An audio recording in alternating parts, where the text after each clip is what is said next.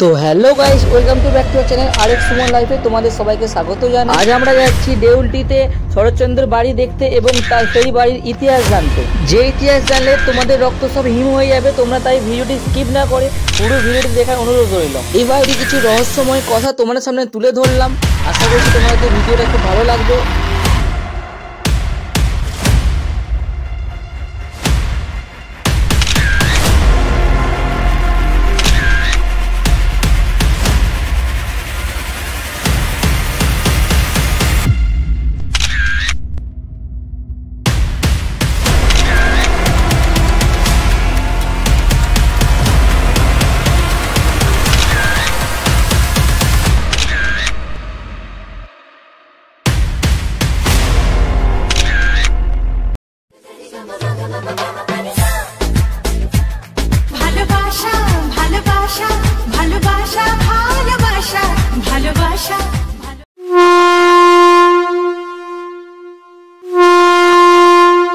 তো hello guys, সবাই কেমন আছো? আবার একটা নতুন ভিডিও নিয়ে তোমাদের সামনে চলে আসলাম। আজ তোমাদের দেখাতে নিয়ে যাচ্ছি শরৎচন্দ্রের বাড়ি, যেটা হচ্ছে আমাদের দেউলটি রূপনারায়ণ নদীর ধারে অবস্থিত। এই ভিডিও থেকে তোমরা জানতে পারবে শরৎচন্দ্রের পুরো ইতিহাস। উনি কেনই বা দেউলটিতে এসে ঘর বানিয়েছিলেন আর কেনই বা এখান থেকে চলে গিয়েছিলেন। তাই বলছি পুরো ভিডিওটা স্কিপ না করে পুরো ভিডিওটা দেখতে থাকো।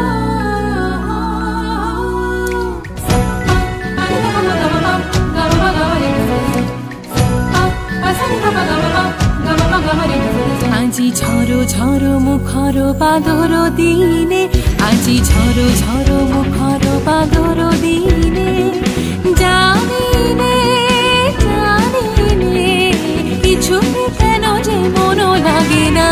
ঝড়ো ঝড়ো মুখর বাদর দিনে, আজি ঝড়ো ঝড়ো মুখর বাদর দিনে।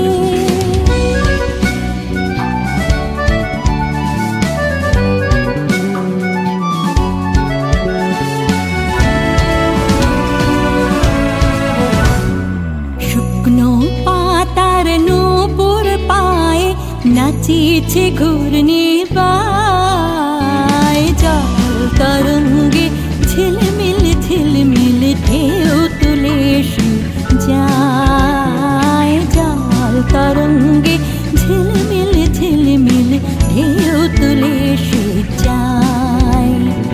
শুকনো পাতার নূপুর পায়, নাচিছে ঘূর্ণি পায়, জল তরঙ্গে ঝিলমিল ঝিলমিল ঢেউ তুলে যায়।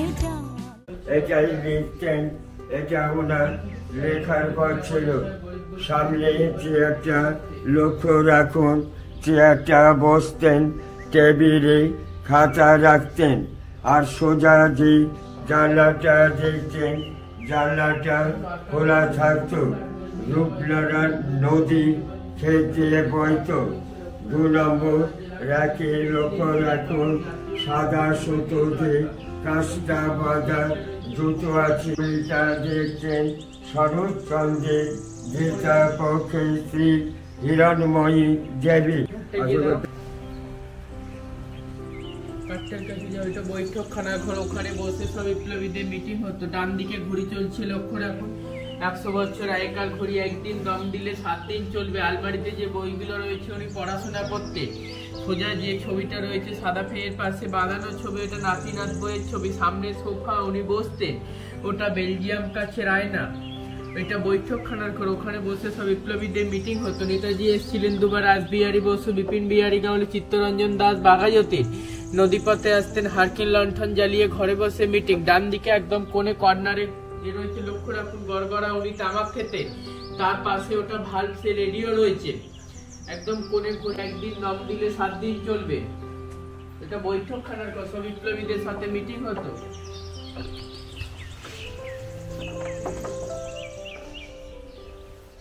এটা চিকিৎসার ঘরে, চরকা রয়েছে লক্ষ্য রাখুন। হাওড়া জেলা কংগ্রেসের প্রেসিডেন্ট ছিলেন, তখন জাতীয় কংগ্রেসের সিম্বল দিয়ে চরকা। ইজি চেয়ারটা রয়েছে, উনি বসে চিকিৎসা করতেন। গরিব দুঃখীদের বিনা পয়সা হোমিওপ্যাথি চিকিৎসা করতেন। এটা চিকিৎসার ঘর। এই যে খাঁচা রয়েছে, এই খাঁচাতে উনি ময়ূর পুষতেন। এখন ময়ূর রাখা নিষেধ, তাই ময়ূর রাখা হয় না এই খাঁচাতে। এই যে কাটা অংশ পেয়ারা গাছটা পড়ে রয়েছে, এটা রামের সুমতি গল্পের পেয়ারা গাছ। আর সামনের পুকুরে ছিল কার্তিক গণেশ দুটো মাছ, রুই আর কাতলা উনি নাকেতে সোনার নোলক পরিয়ে রেখেছিলেন।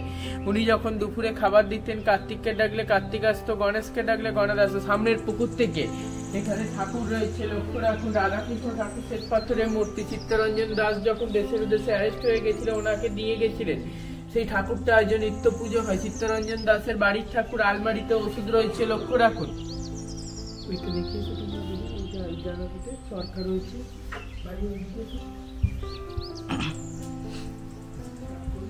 স্টার্ট করে আছে। আমার নাম টুবাইপতি, আমরা বংশ পরম্পরা ধরে এবাড়ি দেখাশোনার দায়িত্ব রয়েছে। ওনার নাতি থাকেন কলকাতা কসবায়, নাতির নাম জয় চট্টোপাধ্যায়। উনি আমার বাবার ওপর এবাড়ি টোটাল দায়িত্ব দিয়ে রেখেছেন। আমার সাথে যোগাযোগ করতে হলে আমার যোগাযোগের নাম্বারটি হলো 8537998629। যারা রূপনারায়ণ নদীতে পিকনিক ও হোমস্টের জন্য যোগাযোগ করতে পারেন।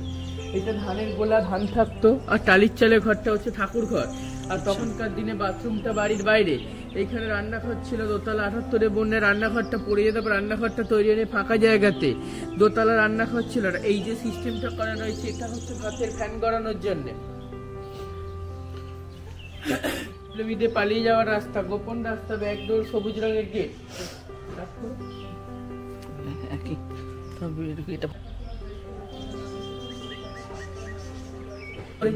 উপরে বেডরুম আছে। 58 গেট বাজে আমাদের।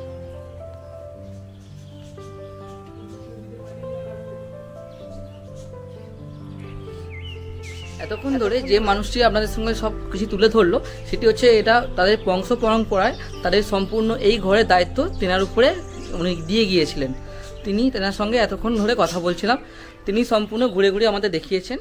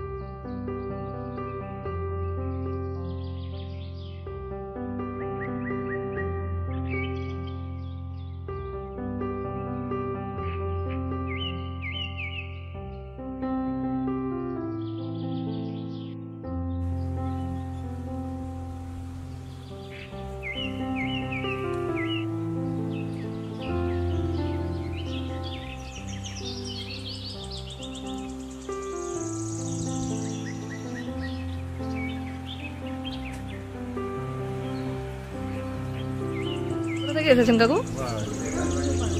উত্তরপাড়া থেকে এসেছেন। ও আচ্ছা আচ্ছা, আমরা 58 গেটে এসেছি কাকু। 58 গেট থেকে, 58 গেট যে মিনি জু, ওখানে আমাদের বাড়ি।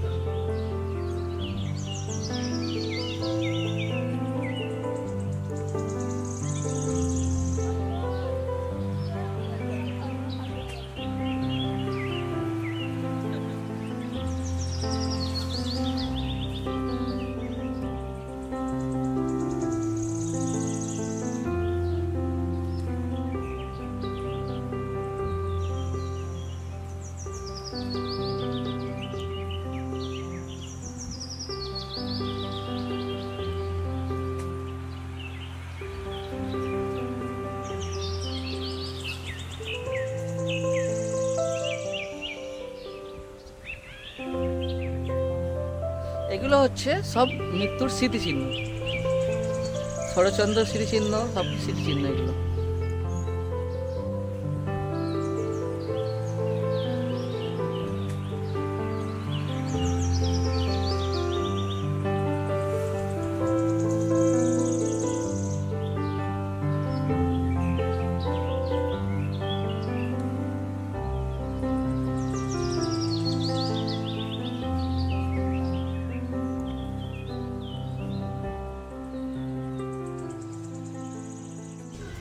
তিনটে হচ্ছে, একটা হচ্ছে ডক্টর লেখার রক্ষা করতেন গরিব দুঃখীদের বিনা পয়সায়। আর স্বামী বেদানন্দ ওনার মেজ ভাই নাম হচ্ছে প্রভাস চন্দ্র চট্টোপাধ্যায়, উনি বেলুড় মঠে দীক্ষিত।